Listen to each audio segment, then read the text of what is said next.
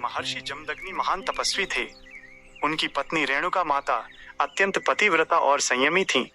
कहा जाता है कि उनके तप और शुद्ध आचरण के कारण वे नदी से कच्ची मिट्टी के पात्र में भी जल भर लेती थीं।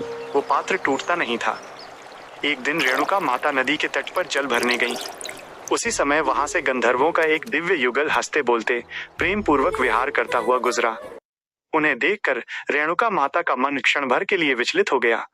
वह क्षण बहुत छोटा था, कोई पाप नहीं, केवल मानव मन का स्वाभाविक डगमगाना था। पर उसी क्षण उनका ध्यान टूट गया और मिट्टी का पात्र भंग हो गया। आश्रम में बैठे महर्षि जमदग्नि ने अपने तपोबल से यह सब जान लिया।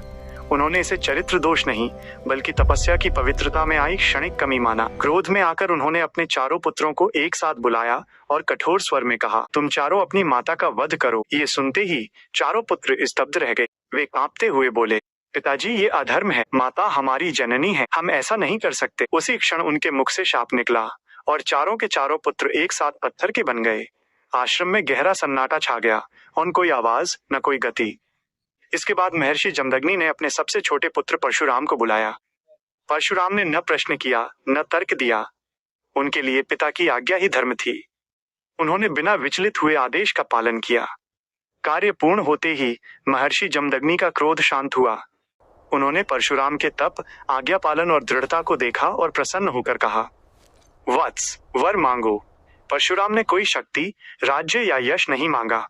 उन्होंने विनम्र स्वर में कहा, मेरी माता को पुनः जीवित कर दीजिए, उन्हें पूर्णतः शुद्ध कर दीजिए और मेरे चारों भाई जो पत्थर बन गए हैं उन्हें भी उनके शाप से मुक्त कर दीजिए। महर्षि जमदग्नि ने तथास्तु कहा। रेणुका माता पुनः जीवित हुई, पहले से भी अधिक तेजस्वी और पवित्र। चारों भाई भी उसी क्षण पत्थर से फिर मनुष्य बन गए, मानो कभी